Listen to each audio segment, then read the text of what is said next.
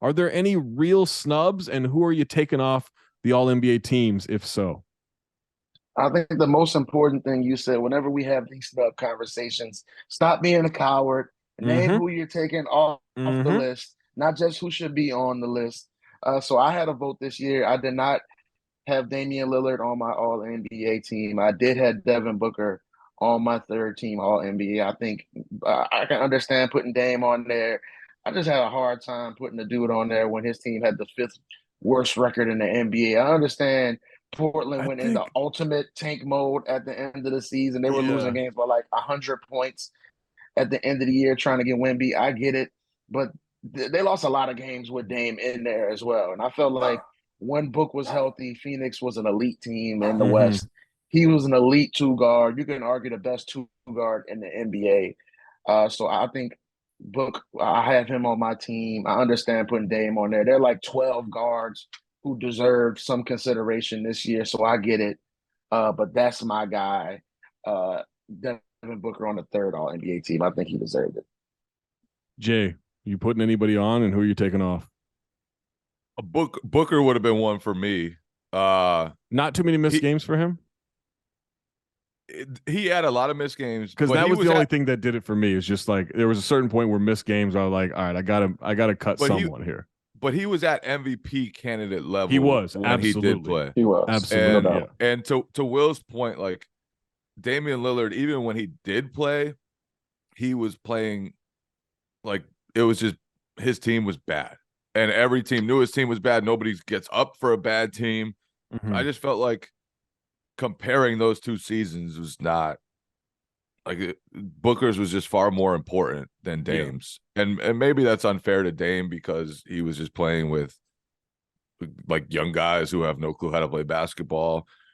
But that's just how I felt. And then the other one, I would have taken off LeBron and I would have put in Lauri Markkanen.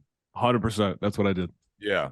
Yeah. Wow. Lauri LeBron Markkanen, missed too many games. Like and they thrived when he was out that last stretch.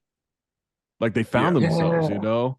I gotta admit, I had LeBron's second team. It just felt crazy not putting LeBron on there, It especially the way does he was feel playing. crazy. It He It was does does feel feel, averaging like crazy. especially when 30 it's a like game when Lauri he was Markkanen. healthy. Yes, Like yes. we see No, LeBron it now in the sounds dumb on the playoffs. surface. Like Yeah. we forget how crazy LeBron was early in the season when he was healthy. Like he Hmm. was going nuts when they were trash and he was But putting they up were numbers. losing And now I'm games all kind the of time. yeah, I'm Those about to say I'm kind of contradicting myself now because I said I didn't put Dame because his team was trash and LeBron's team was trash when he was putting up big numbers. Yeah. But I was just kind of looking at it and I was like, am I gonna look back 10 years from now and be like, yeah, I feel comfortable putting Lauri Markkanen over LeBron James on my All NBA team? I was like, nah, I'm not gonna be that guy. You But I also get it. I you get it. can't like you can't vote this way, but there's something cool about like 19th straight all NBA selection. You know, like what are that's the like crazy. it Yeah, that's man, that's nuts, the right? stunt.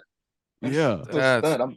like that's insane. You're one of the top 15 players in the league for 19 straight years. There's not one year you get hurt. There's Mm-hmm. not one year you slip up a little bit. There's not one Mm-mm. year your team is too bad for you to get there. Well, if we're being honest, This year could have been that year. the year before Anthony Davis, you probably shouldn't have made it.